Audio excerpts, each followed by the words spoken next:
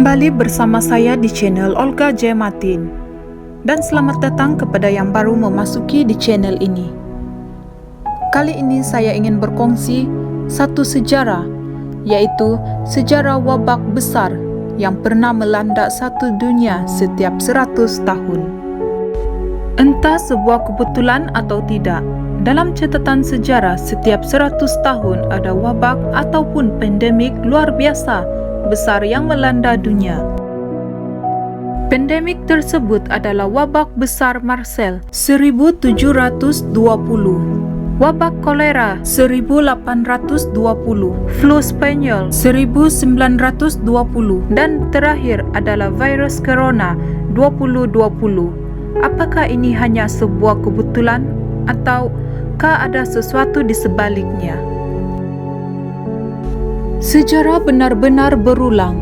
Kali ini adalah pandemik atau wabak mengerikan yang membunuh banyak orang di berbagai tempat di dunia. Mulai dari wabak Marcel di Prancis hingga yang paling terbaru adalah virus corona yang melanda Wuhan, China. Menariknya, sejumlah teori mengatakan bahwa ada kemungkinan virus-virus tersebut sengaja disebarkan oleh sesuatu organisasi.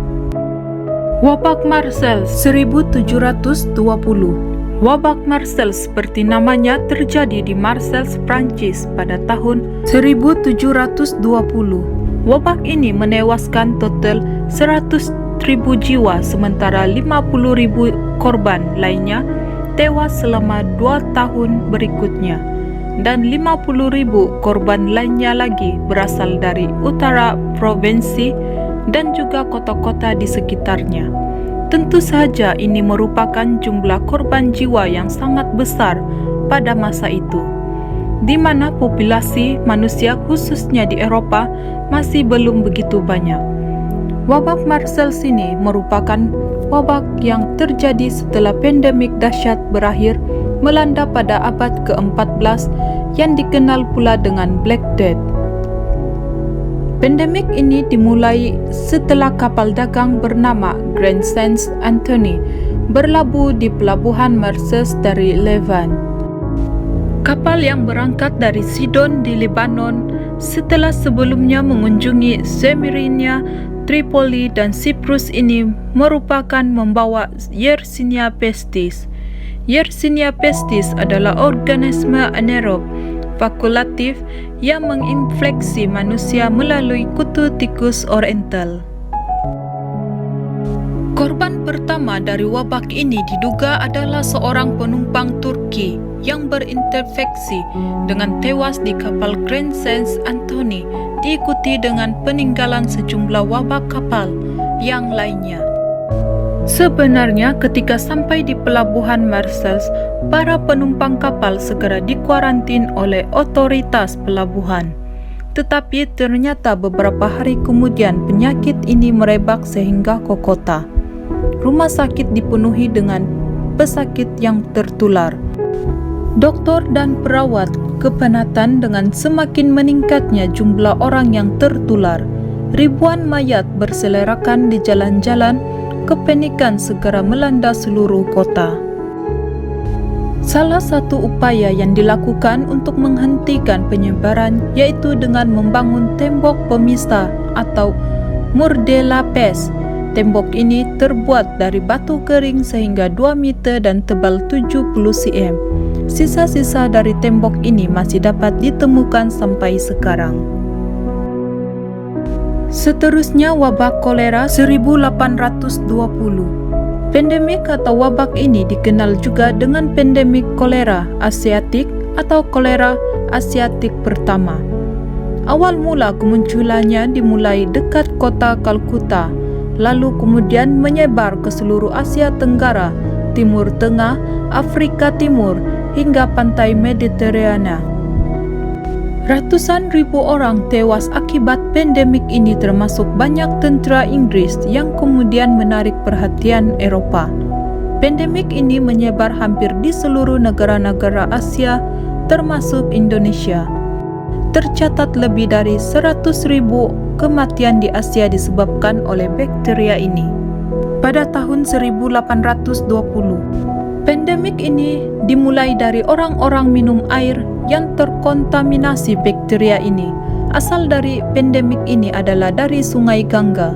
Pada saat festival, para penziarah tertular penyakit di sana dan membawanya ke tempat-tempat lainnya di India saat mereka kembali. Beberapa ahli juru kaji perubatan dan sejarawan perubatan telah menyarankan bahwa penyebarannya secara global melalui ziarah Hindu Kumbh Mela di hujung Sungai Gangga. Wabak kolera sebelumnya telah terjadi di dekat Purnia di Bihar. Total kematian akibat pandemik ini di seluruh dunia masih belum dapat dipastikan dengan jelas. Namun, beberapa ahli memperkirakan bahwa untuk di Bangkok, Thailand kemungkinan terjadi 30.000 kematian akibat penyakit ini. Sementara itu di Semarang, ada sebanyak 1.225 orang meninggal dunia dalam 11 hari pada bulan April 1821. Wabak flu Spanyol 1920. Flu Spanyol adalah virus flu H1N1 yang telah mengalami mutasi genetik sehingga jauh lebih berbahaya daripada virus normal. Flu Spanyol menginfeksikan lebih dari 500 juta orang di seluruh dunia, termasuk orang-orang di pulau-pulau Pasifik yang terpencil hingga sampai di kutub utara, menjadikannya sebagai salah satu wabak yang paling mematikan dalam sejarah.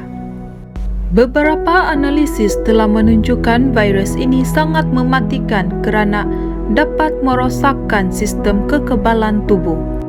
Ditambah lagi dengan kondisi malnutrisi, kumpulan perubatan dan juga rumah sakit yang penuh sesak serta kebersihan yang buruk mendorong bakteria ini semakin cepat menyebar.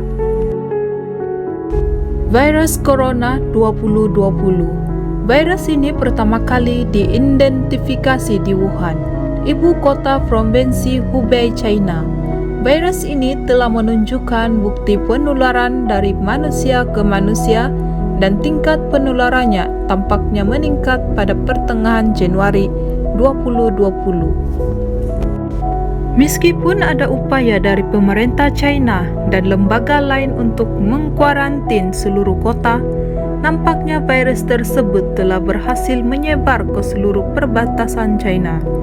Dengan sejumlah penduduk negara lain, mulai dari Eropah hingga ke Amerika, didapati orang-orang yang suspek virus ini.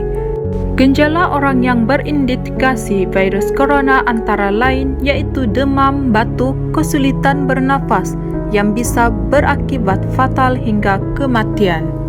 Kematian pertama yang dikonfirmasi disebabkan dari infeksi virus corona terjadi pada tanggal 9 Januari 2020 dan sejak itu sudah ada 214 kematian yang telah dikonfirmasi.